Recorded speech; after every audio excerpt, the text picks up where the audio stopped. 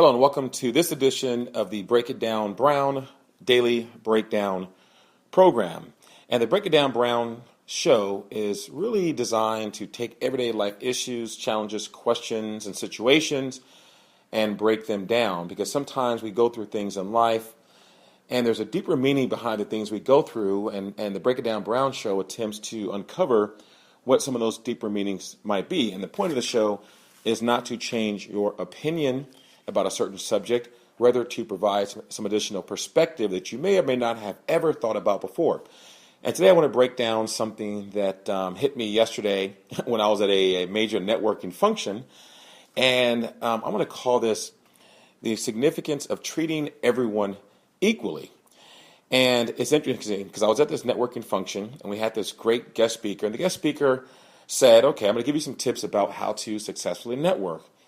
And she said, how many of you are here to sell something? And there were probably about 200 people in the room, and you had 200 hands that went up.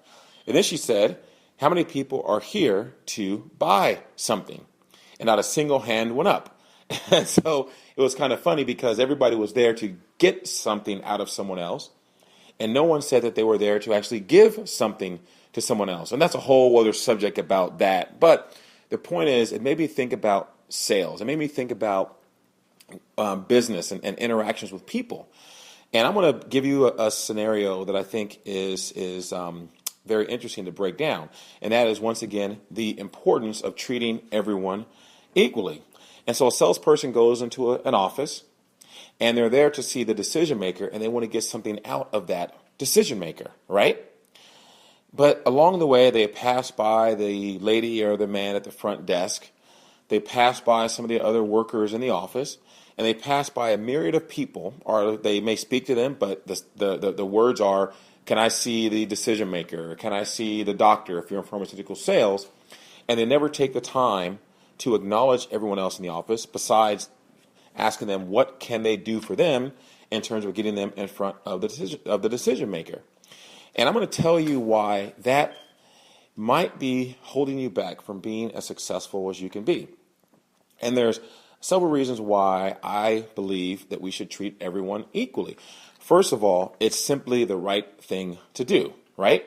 Do unto others as you want them do unto you. So that's very basic, and that right there should be enough reason to treat everyone equally, to acknowledge everyone equally, to make each person you come across feel like they're the only person that you're talking to, that make them feel special. It doesn't take any more of your time to take an interest in people that you interact with. And that goes the same at these networking functions you go to. You might be there to see one particular person, but along the way you might walk by 10 or 15 people.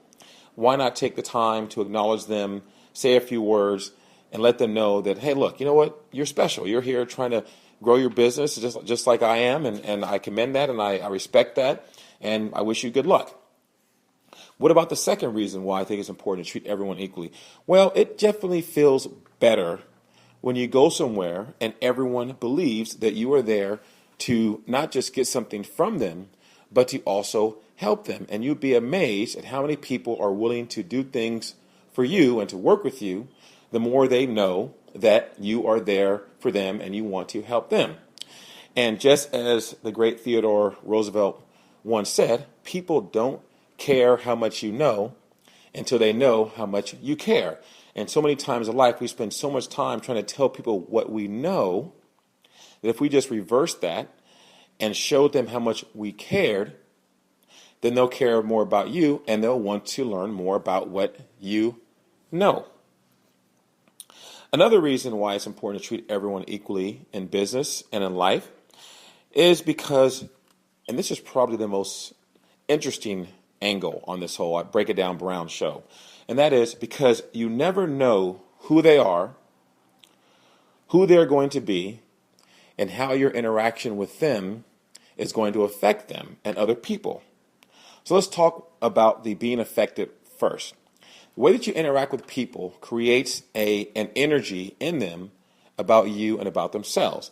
And so if they have a positive interaction with you, they are most likely going to spread that positive interaction with other people, and in business probably are more inclined to work with you. If they have a negative interaction with you, they might give you negative energy, but then they might go ahead and tell everyone else about their negative interaction, which causes other people to discuss their negative interactions. And then we have this spiraling effect that affects tens of thousands of people, and it goes viral and things like that. So that's another reason why it's important to treat everyone equal. Sometimes we don't know who people are. And I could tell you from my experience in sales, when I first got out there as a young sales professional and I didn't do these things, I was all about the decision maker, and I really didn't care about everyone else in the offices that I called on, and I would walk right by them and ask for the decision maker. And of course, my numbers struggled, and I almost got fired for poor sales performance. But when I made the change and started treating everyone equally and to take the time to get to know people, it became an extremely fun job. People's reactions to me completely changed. Instead of looking at me like this Instagram post that I saw that read, "Some people are like clouds. When they leave, everyone's happy." Well, that was me back in the day. Then it became a situation where everyone welcomed me into the office, and it was absolutely incredible, and I had such a great time, and my numbers skyrocketed. But there are times when you don't know who someone is. I remember there are times when I walked past the lady at the front desk, for example, in a doctor's office, and I didn't really give her any acknowledgement. I just sort of, brushed by her to get to the doctor. Well, it turns out that that was the doctor's wife. And in any business and in any office, you don't know the relationships that people have with each other. And what I always tell people is that whoever you meet is going to tell a story about you to a number of other people. The question is, what story are they going to tell?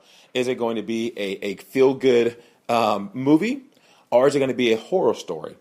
And those stories live with you, and they become the impression people have of you, even if they don't even know you. So that's another reason why it's important to treat everyone equally, because you don't know who they are. One of the biggest reasons why it's important to treat everyone equally is because you don't know who they are going to be or who they are going to become. And it's such an awesome idea. Just imagine this for a second. If you can have a positive interaction with someone, and then they go along with their life and they become something great, or they reach their goals, and they look back and say, you know what?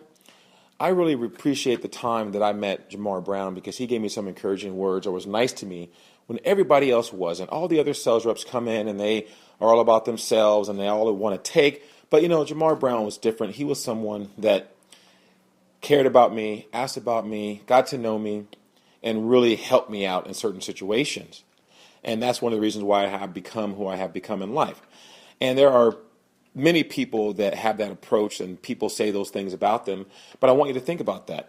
You're going to leave an impression on people.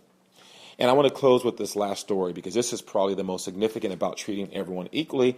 Years ago, I was in San Francisco visiting one of my former, college roommates.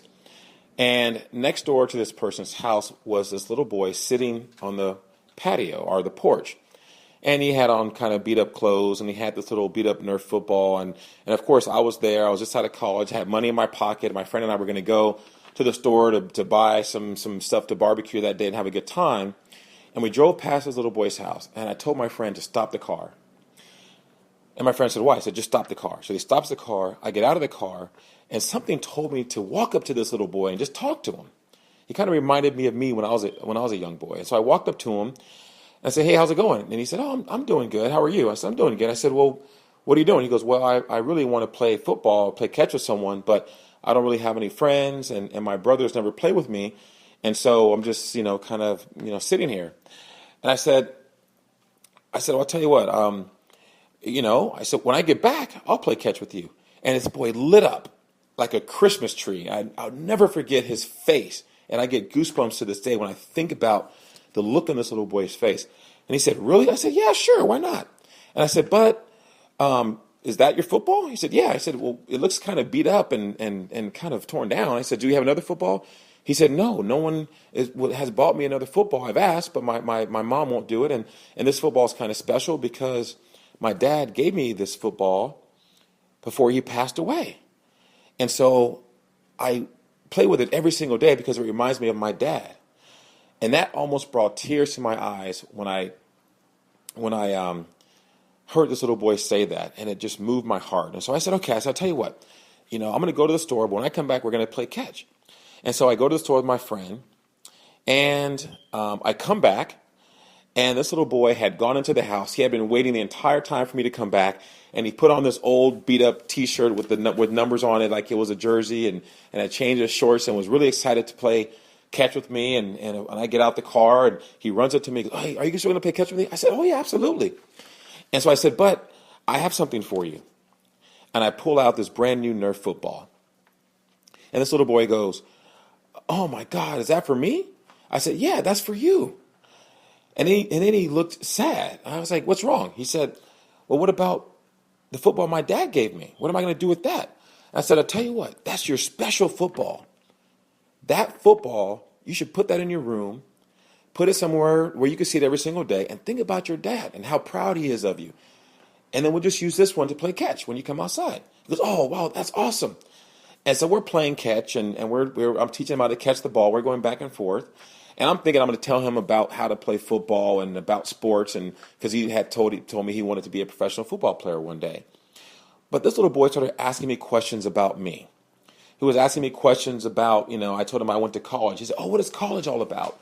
Oh my God, he was so excited about the stories I told him about the adventures I had in college and how much fun it was and how much I learned. And he said, "Well, how do I get into college? What do I have to do?" And I told him, "Well, you have to have good grades. You have to be a student leader and do all these things." He goes, "Oh," so he's just listening. He's asking me question after question. We spent about an hour together playing catch, and I would say about 50 minutes of that time was spent with him asking me questions about my life and my business and what I do, and he just was very interested.